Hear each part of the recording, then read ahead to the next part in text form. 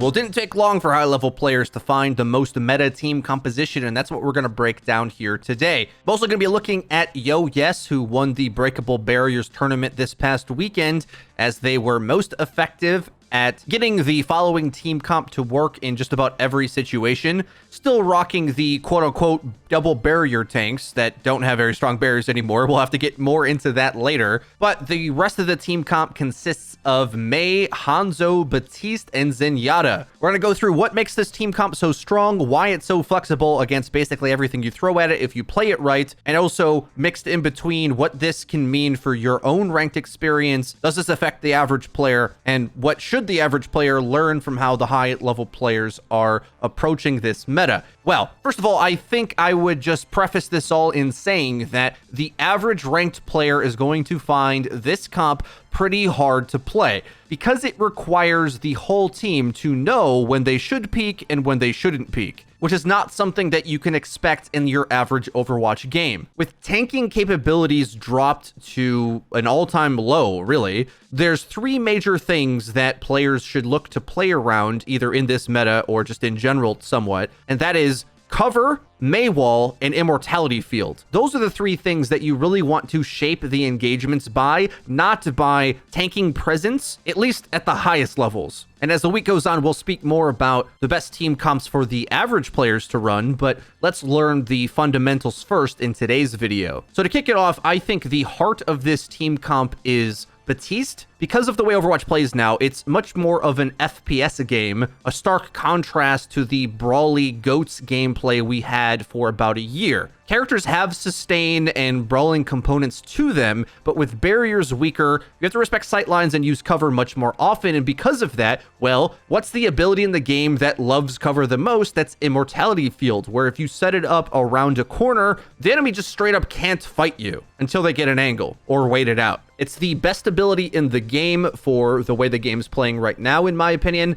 And Baptiste also got the benefit of a fire rate increase that made him more lethal as well. And everything else he did was already pretty darn good. So all in all, Baptiste just does everything, and the magical lamp that he places down gives the most tanking in the game from the support slot. And he can win duels, do pressure damage, and a lot of healing, and has a great ult. All things considered, Baptiste is just a super beast character, and because of how strong he is, most of the time you'll see Zenyatta in the other support slot, because as we're going to go through between Baptiste and many of the other aspects of this comp, when you control the engagement, Zenyatta just has so much protection around him that his major weakness of being exploitable is not really there with all the protection everywhere. So because of that, Zenyatta adds much more mid-fight damage to the team as well as an insane ultimate. This is one of the few characters that might get swapped out though. You can use a Lucio if needed, but the standard variant is Zenyatta. Onto the DPS now. Hanzo is just the best overall damage dealer in the game. Because of his mobility, it's hard for mobility characters to get on him because he can run up a wall and dodge away. Because of how reliable Storm Arrow is, he can deal consistent damage at all ranges. Recon Arrow gives the team a ton of information to scout out flanks to begin with and help him with the long-range pick-off battle. He just does great damage at all ranges. You don't really need a different damage hero.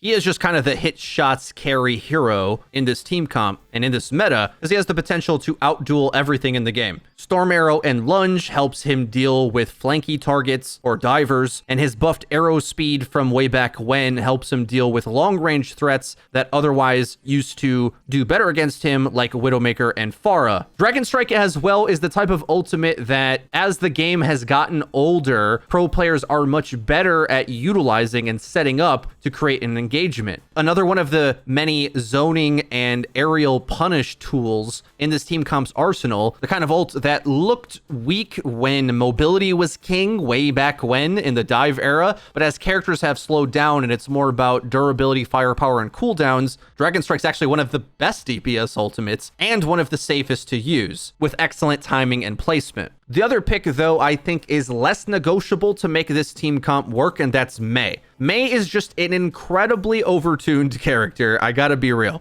She's durable, thanks to Ice Block. Her long-range poke is pretty good. It's difficult to aim, sure, but the damage drop-off removal buff that happened a while back means that she has comparable mid and long range damage as any other DPS. She can multi-freeze if dive or death ball rushdown comps try to come at her. And oh yeah, I haven't even talked about the best part yet. Maywall is the other second best tanking ability in the game behind Immortality Field, and is the two ways that you structure engagements to your liking. Maywall is incredible against everything, and especially covers up all of the weaknesses this team comp might otherwise have. So, because your shielding isn't as good now, against team comps that have more firepower than you and better shield break or spam, well, Mei can use her wall offensively to deny line of sight, get space, and be sort of an extra barrier for the team, just to block damage and gain space the way a normal Sigma shield might or something. Against dive or rushdown playstyles, Mei is great thanks to wall, but also blizzard, at denying space, punishing enemy aggression, which would be the counter to this comp, but isn't thanks to Mei, to either divide and conquer or to funnel the engagement towards favorable angles so that the immortality field gets massive value. And realistically, the only downside of Mei is that her firepower is kind of weak. Oddly enough, she's the worst damage character, I'd say, on the whole team. All the other characters can lay down far more overall DPS, but it's her tech and sort of pseudo tanking capabilities to either be durable or manipulate the fight.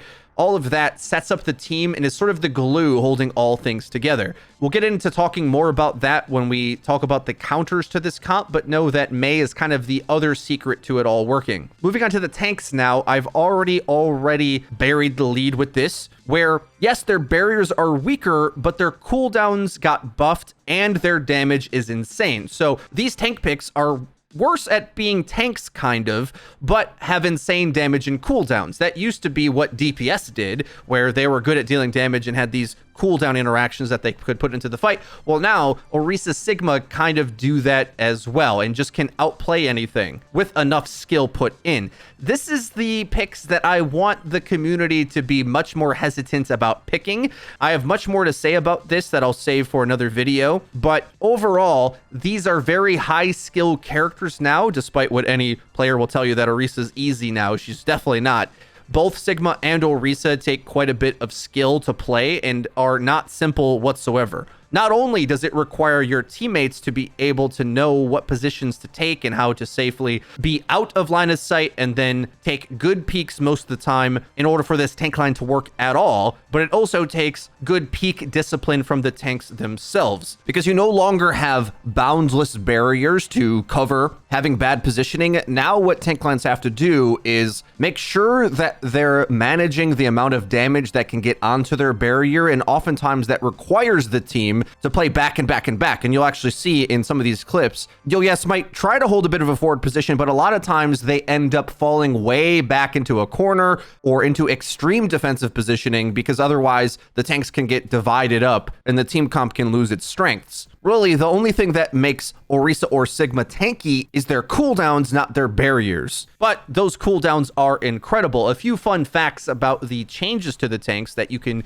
keep in mind. Sigma's Kinetic Grasp has the same max shield potential as it used to, but with the conversion rate buff going up to 60%, I feel it's much easier to get a max shield from absorbing just poke and farming the enemy trying to focus you down than it ever was before. And you may be surprised to know, but a max Kinetic Grasp shield gives you 400 health, which means you could nearly have a Winston ult on cooldown every 10 seconds. And the shocking thing is, somehow that's still worse than Fortify. Fortify just makes you unkillable anyway, and you don't even need to worry about absorbing damage or play it too skillfully. Instead, it's just a straight up get out of jail free card. You basically can't focus the Orisa at all unless you have crazy amounts of damage amp coming from something. Fortify outdoes all mid-fight damage and ultimates that aren't damage amp in nature. So for example, if you have your own Baptiste amplification matrix, or if you nano boost something plus another damage amp source,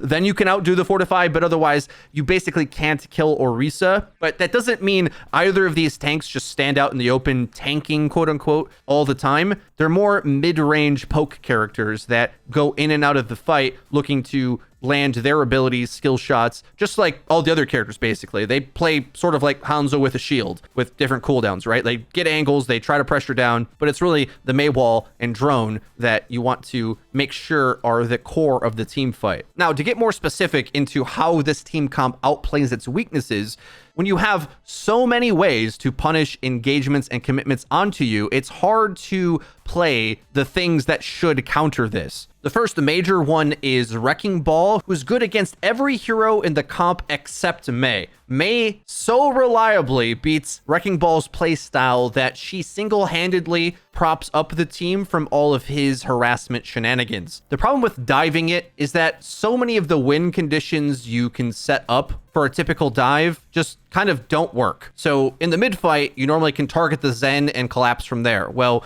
Immortality Field protects him. Okay, well, dive, you used to be able to always be able to get a good Genji blade off, right? Nano Blade's the best ult combo in the game, right? Well, they have Transcendence, Lamp, but also Gravitic Flux, Blizzard, and even Hanzo ult can be used to zone the space the blade wants to go into. There's just so many death traps for Genji, whether it's a halt, a Accretion Rock, a Mei Freeze, or just a shot from Hanzo. He's so fragile that Genji can't beat this, I don't think. All weekend long was basically just a highlight reel destroying anyone who attempted to play Genji into it. The next up, best bet, is playing Pharah. With a combination of her Concussive Blast, and yes, Wrecking Ball's pretty tough against the Mei, but you can get displacement then to divide and conquer, get them out of the immortality field sometimes to actually be able to kill something, but there's usually enough cover to not let that happen. And the problem with Pharah is, yes, she potentially can carry against this whole comp. It's just that any of these characters realistically do have a chance against Pharah. It's not like she's flying freely in the skies like she used to in olden days of Pharah. With